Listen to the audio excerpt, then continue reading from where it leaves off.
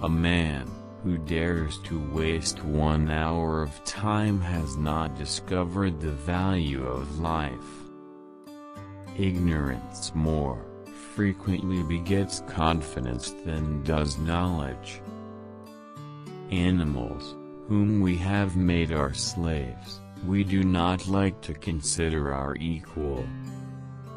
Man tends to increase at a greater rate than his means of subsistence. The love for all living creatures is the most noble attribute of man. My mind seems to have become a kind of machine for grinding general laws out of large collections of facts. I have tried lately to read Shakespeare, and found it so intolerably dull that it nauseated me. On the ordinary view of each species, having been independently created, we gain no scientific explanation. A scientific man ought to have no wishes, no affections, a mere heart of stone. I am not apt to follow blindly the lead of other men. The mystery of the beginning of all things is insoluble by us, and I for one must be content to remain an agnostic. Intelligence is based on how efficient a species became at doing the things they need to survive. Blushing is the most peculiar and most human of all expressions. I love fools' experiments. I am always making them. The highest possible stage in moral culture is when we recognize that we ought to control our thoughts.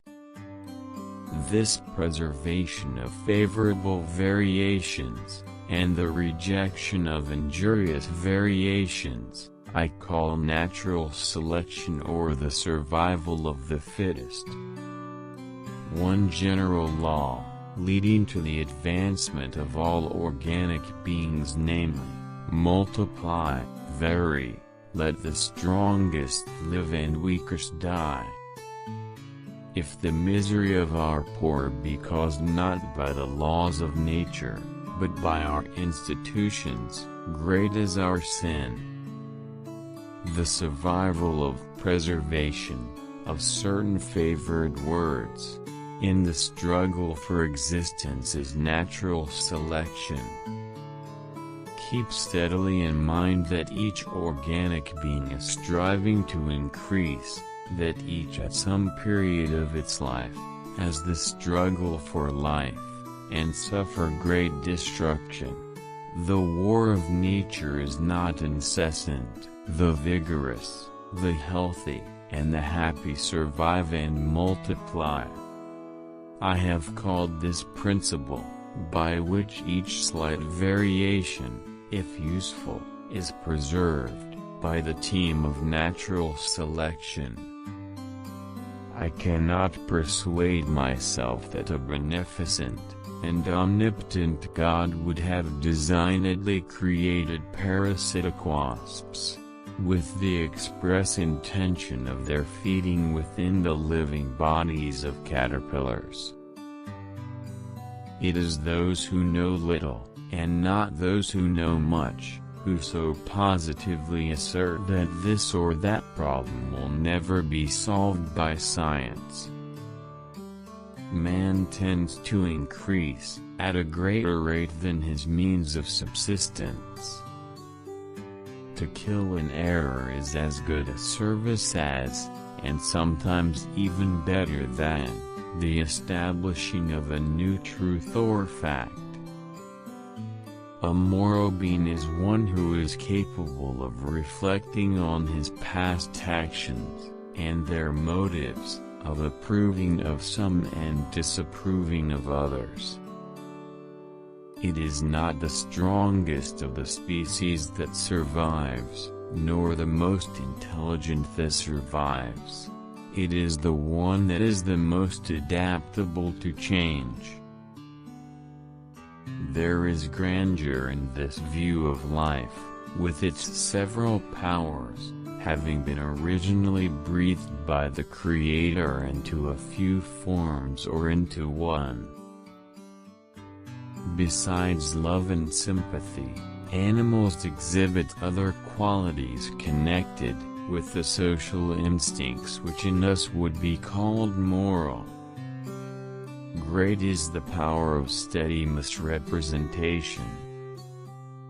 I see no good reasons why the views given in this volume should shock the religious views of anyone. Man selects only for his own good, nature only for that of the being which she tends. We stopped looking for monsters under our bed when we realized that they were inside us. The mystery of the beginning of all things is insoluble by us, and I for one must be content to remain an agnostic. Man is descended from a hairy-tailed quadruped, probably arboreal in its habits. If the misery of the poor be caused not by the laws of nature, but by our institutions, great is our sin. I am turned into a sort of machine for observing facts, and grinding out conclusions. We must, however, acknowledge, as it seems to me, that man with all his noble qualities, still bears in his bodily frame the indelible stamp of his lowly origin. How paramount the future is to the present when one is surrounded by children. It is a cursed evil to any man to become as absorbed in any subject as I am in mine.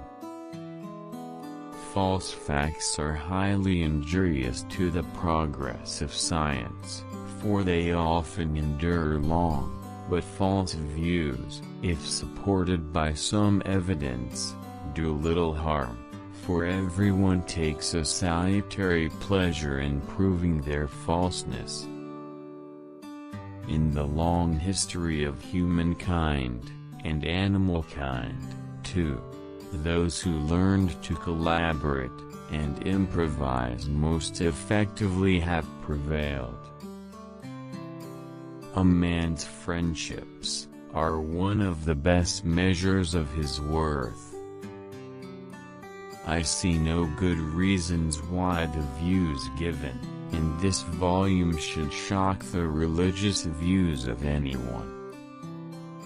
We can allow satellites, planets, suns, universe, nay whole systems of universe, to be governed by laws, but the smallest insect, we wish to be created at once by special act.